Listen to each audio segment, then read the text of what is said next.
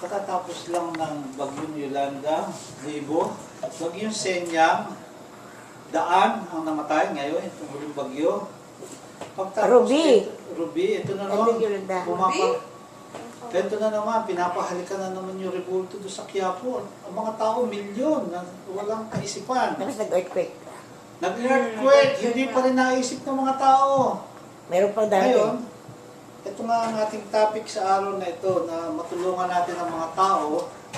Dahil ito naman ang gusto ng Diyos sa atin, na sabihin natin ang katotohanan. Amen? Kahit magalit sila, sabi sa book of Jeremiah, kahit magalit sila, sabihin natin ang totoo. Kasi kung tayo ay magsisinungaling o hindi natin sasabihin na makakasakit sa kanila, which is katotohanan, mabubulid lalo sila. Kinakailangan sabihin na natin ang katotohanan sa kanila. Na sila ay nagsasuffer sa kanilang kasalanan. Although lahat tayo makasalanan, pero kailangan natin ang Panginoon Diyos.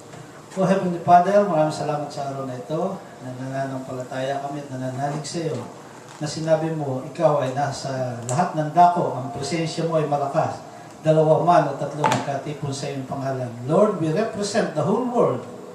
Ang aming pamilya, mga kamag-anak, kaibigan, ang lahat ng tao, Panginoon.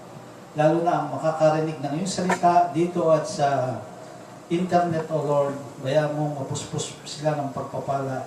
Magkaroon ng wisdom ng kanilang buhay na maganda, buhay na mahaba.